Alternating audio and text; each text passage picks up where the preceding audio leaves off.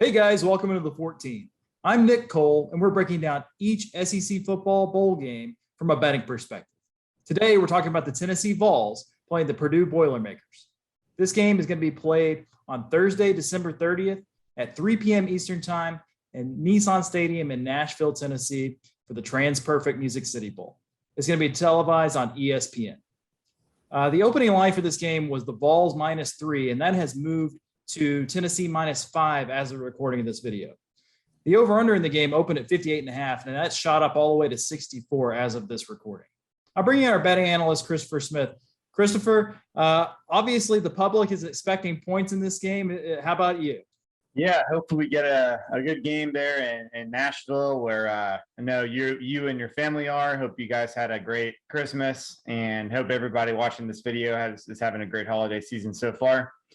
Hopefully we'll be able to help pay for some of those Christmas presents here with our analysis on this game. We'll see about that. But Nick, why don't you tell us what the weather is going to be like in your parts up there, and then who's going to be playing or not playing in this game, and Nick's news and notes. Sure. So let's start with the weather. It's unseasonably warm here in late December in Nashville. We're a couple days out from the kickoff of this game as we record this one, but the forecast is showing temperatures in the 60s on game day for this one, with a low chance of rain and winds between 5 and 7 miles an hour. So it should be a pretty clean track, but I would check the forecast on the day of just to be sure. Injuries for this one, we've talked about this in some of our other bowl videos, but it's not just injuries. It's also opt-outs, it's transfers, it's NFL draft preps.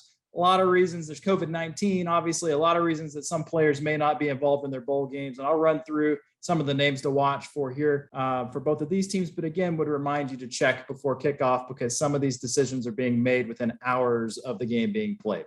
So as of right now, on the Purdue side, what we know is their star wide receiver, David Bell, and defensive end George Karlaftis will not play in this game. They've opted out. 6 other offensive players and a cornerback have been ruled out for Purdue as well for various reasons. On the Tennessee side, the main name we're looking at is right tackle Cade Mays. He's doubtful for this one, but you may want to check on game day just to be sure. That's a key piece on that offensive line for the Vols. And then running back Tyon Evans, who was the starter at some point during this season for Tennessee, has transferred and will not be playing. News and notes on this one. I just want to set the stage before we get into the betting analysis, Christopher.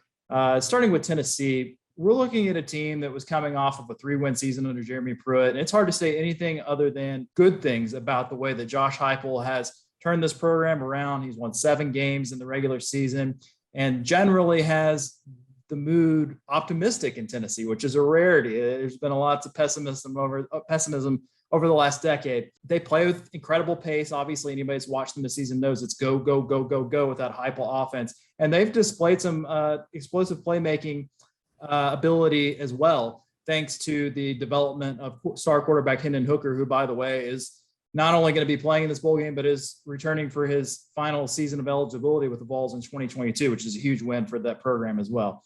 But most notably, most important thing to note from this team is that Heupel has not had any sort of a major letdown in any of the games he's coached so far.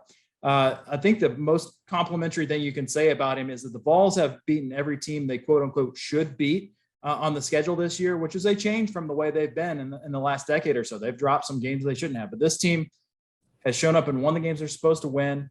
They lost 5 games, but all 5 were to bowl-bound teams, and actually 4 of the teams that they lost to are playing in New Year's Six bowls. They lost to Georgia, they lost to Alabama, they lost to Pitt, who won the ACC, and they lost to Ole Miss, who's playing in the Sugar Bowl. And then the one that you probably figured they maybe would have wanted to have back is that loss to Florida. But you got to remember, when they played the Gators were a top 25 team that had not had the wheels fall off at that point. So I think if that game had been played later in the season, maybe Tennessee wins that game. So I guess what I'm saying is we got a pretty solid Vols team entering this bowl game. And you look on the other side with Purdue, they definitely have had their moments this season in big games. You look at twice they've made national headlines with knocking off top 5 teams. They beat the number 2 Iowa Hawkeyes 24-7 at Iowa back on October 16th. And then they also beat then number 3 Michigan State 40-29 at home on November 6th. And then if you try to just look at they're 8-4, you look at their 4 losses, 2 of them were at Notre Dame and at Ohio State. no shame in those. And their home losses to Minnesota and Wisconsin weren't great, but those are also two pretty good bowl teams as well. So we're getting a pretty premium matchup in this Music City Bowl, I think. The one thing I would point out before I hand it over to you, though, is that obviously this Music City Bowl is being played in Nashville. Nashville, as Tennessee has been touting on social media for the better part of the week, is their town, even though Vanderbilt is an SEC school that is in the city limits of this game. But still, it should be a decided home field advantage at Nissan Stadium for the Vols. I would expect that most of the fans in the stadium will be orange clad. I know it's a tough ticket around here. A lot of people giving Christmas presents to get into the in-state bowl game. Christopher, do you think that maybe plays a little bit of an impact on how this game turns out with a little bit of a home field advantage? It certainly probably will play more of an impact than Auburn's quote unquote home field advantage at the Birmingham Bowl will. This game also kicks off at 3 p.m. on Thursday heading into New Year's Eve, which I think is better than 11 a.m. local time on Tuesday, in the middle of the week after Christmas. So maybe a little bit of an edge there for the Vols. But the biggest thing is you mentioned at the top of the show here that David Bell, the receiver for Purdue, is not playing. He's a first-team All-American receiver. Now, there's only 2 of those. According to the Associated Press, he's one of the 2 best receivers in the country this year. And then Karlaftis, the defensive end, he's a first-team All-Big Ten performer and number 6 overall on the CBS Sports NFL Draft Big Board. So to put into context exactly what that means, you mentioned Nashville, you mentioned Vanderbilt. Well, the 24/7 team composite rankings, that's something that looks at the roster talent based on the recruiting rankings of every single player on the roster, not just the incoming class. And entering the 2021 college football season, Purdue ranked 48 in that metric. Now, to put that in SEC terms, that's 2 spots behind Missouri, and that's about 10 spots ahead of Vanderbilt. So basically, this roster is Missouri Vanderbilt level of talent with Bell and with Karlaftis. And so you take away 2 sort of one of the top 2 receivers in the country and a potential top 10 NFL draft pick off that roster. That's a huge deal for a team that's on the caliber of Vanderbilt or Missouri. Way more than it would be for the normal SEC program. There was one other player for Purdue that made first, second, or third team All Big Ten on either side of the football outside of those 2 guys, and that was quarterback Aiden O'Connell. He made the second team All Big Ten. And wide receiver Milton Wright is the only upperclassman on Purdue's roster that signed out of high school that was better than a 3-star player that's still going to be playing in this football game. So basically, O'Connell and Wright are the 2 key guys to watch for Purdue's offense. And if they don't have a good game, it's going to be very hard for Purdue to have a good result in this game. And Purdue's rush offense is 129th out of 130 schools in EPA per snap. So don't expect Purdue to be able to run the ball with much success. And Nick, that's one of the reasons I think we've seen the total go from 58.5 at open to 64 now. Now you mentioned, Nick, we already know that Josh Heupel probably runs offense or wants to run offense faster than any coach in college football today. But Purdue is top 25 in offensive snaps per game. And that's not a, normally when you calculate pace, you want to do it on like a per second basis, like how many seconds per snap. I don't have the Excel skills maybe that I should to try to flesh out that formula, but there is a stat that I can find that shows how many snaps per game that you're taking on offense. Purdue is in the top 25 of that number, despite playing in the Big Ten. So what that tells me is actually that Purdue is one of the fastest offenses in the country, as well as Tennessee is. And you consider the fact that Purdue may be forced to throw the ball on a high percentage of their snaps in this game based on the matchup, even without David Bell. And it makes total sense to me that this number has continued to rise. And you mentioned the warm temperatures in Nashville. Another reason that it might help, the over there. And Purdue has had a really, really good defense this year. It hasn't been just Karlaftis, but my concern is he took up a double team on almost every single play, and they basically opponent offensive coordinator schemed to stop him. So how good are the rest of the players on that defense going to be when he's not there to take up that attention? and there's not a top 10 NFL caliber player to scare Tennessee on offense and try to game plan around that one person. And you also mentioned Hendon Hooker coming back next year. This feels to me like a great opportunity for him on the national stage to show he belongs maybe in the Heisman conversation next year, maybe among the SEC's top players coming back next year, because he's third in the country in passer rating right now. And I have not heard much talk, if any, about him on the national stage. You and I have talked a lot about how the offense looked with Joe Milton versus him. And not only is he third in passer rating, he's run for almost 600 yards, including negative yards for sacks. So very, very important player to this game. And he may be the difference in this game that will probably take a lot of points to win. But Nick, why don't you tell the listeners if you have any sort of Christmas, New Year's presents for them? And then why don't you tell us who you're betting on in this Music City Bowl? Yeah, sure. So bowl season's in full swing, and our partners at Action 24/7 Sportsbook are celebrating with special deals for new customers. For a limited time only, you can get your deposit matched 100% up to $800.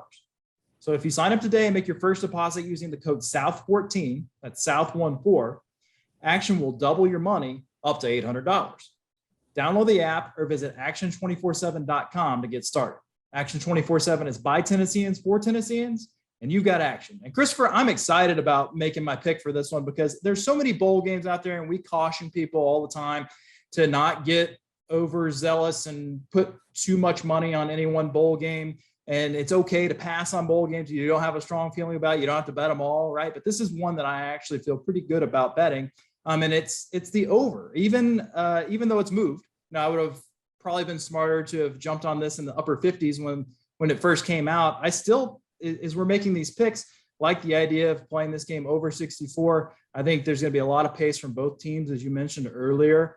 And I just think that's a number we can cross in a bowl game here with good weather and good quarterback play from both teams. So give me the over 64. And I like Tennessee to win this game. You know, I'm not the biggest Tennessee apologist in this state by any stretch. People usually see me being a little bit negative on the Vols, but I actually kind of like the direction this program is moving with Josh Heupel. I think they're playing really well. I think they've got a good quarterback. They've got a host of weapons to get the ball to. So let's lay the 5 with Tennessee in front of that home crowd in Nashville, and let's go over 64. What do you think?